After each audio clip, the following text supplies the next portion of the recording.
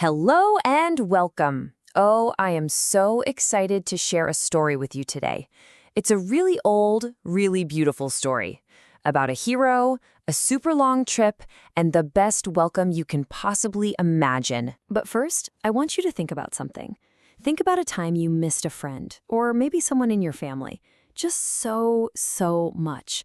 And then that moment when you finally got to see them again. Do you remember that feeling? That happy, fizzy, jumping up and down feeling deep in your heart? Okay, hold on to that feeling, because it's a huge part of our story. All right, so our story kicks off in a magnificent city where our hero, Krishna, lives. And one day, his very wise friend, a man named Uddhava, comes to him with some really big news. So Krishna's friend, Uddhava, he basically says, Krishna, your best friends, the 5 Pandava brothers, they really need you. See, they were hoping to have this giant, important celebration.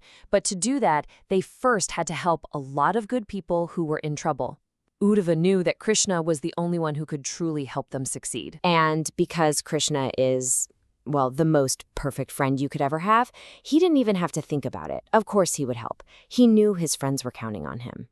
And just like that, he agreed to go on the long journey to their kingdom, a beautiful city called Indraprastha. So Krishna gets ready to leave. But you've got to understand, when Krishna travels, he doesn't just, hop in a car. No. It's more like the most amazing parade you've ever seen. Just try to picture this. Can you imagine the sound? Boom. You've got these thundering drums and horns. There are shiny chariots and huge, strong elephants. Brave soldiers marching along with colorful banners waving in the breeze.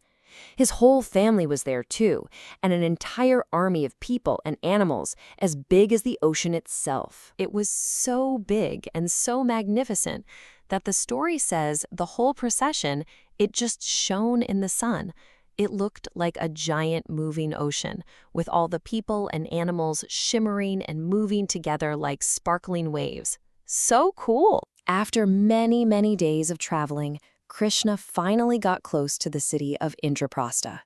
And when the people in the city heard the news that Krishna himself was about to arrive, oh my goodness, a wave of pure happiness just exploded through the streets. Everybody was just bursting with excitement.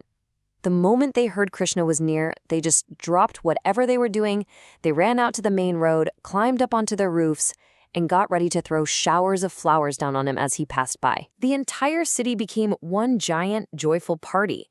Every home was decorated with flags and pretty things, and everyone, I mean everyone, came out with gifts and the biggest smiles you've ever seen.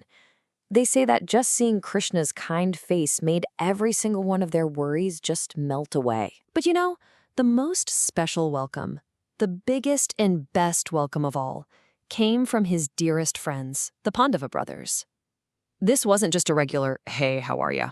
No, this was a welcome that came right from the deepest part of their hearts. Now, to really understand what happens next, we have to learn a very special word. The word is prema. Can you say that with me? Prema. Prema is a kind of love that's so deep and so powerful, it feels like it melts your heart. Like ice cream on a super hot day. It's the purest, warmest, most wonderful kind of love there is. And that is exactly what happened to the oldest brother, King Yudhishthira. The second he laid eyes on Krishna, after being apart for so long, his heart just filled up with that warm, melty feeling of prema. He was so full of love and joy, he just couldn't stop hugging Krishna.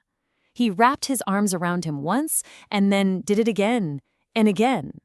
In that moment, holding his best friend, he completely forgot about everything else in the whole world. All that mattered was that they were together again. And then there was the second brother, Bhima, who was famous for being super strong. When he saw Krishna, he just let out this huge, happy laugh, while tears of pure joy streamed down his face. You see? That's prema. It's a love so big it can make even the strongest person cry happy tears. And it wasn't just them.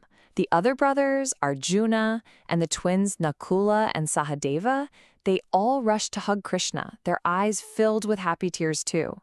You could just feel this incredible love and happiness everywhere. So, when we hear this amazing story, what are we supposed to learn from it?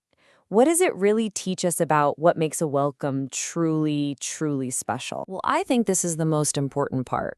King Yudhishthira was so overwhelmed with that feeling of prema that he totally forgot about all the official rules for how you're supposed to greet a king. His love was just so real and so big, it was way more important than any rule book. His welcome came straight from his heart. And that kind of leaves us with this final thought to ponder. A real welcome isn't about having a perfectly clean house or fancy decorations.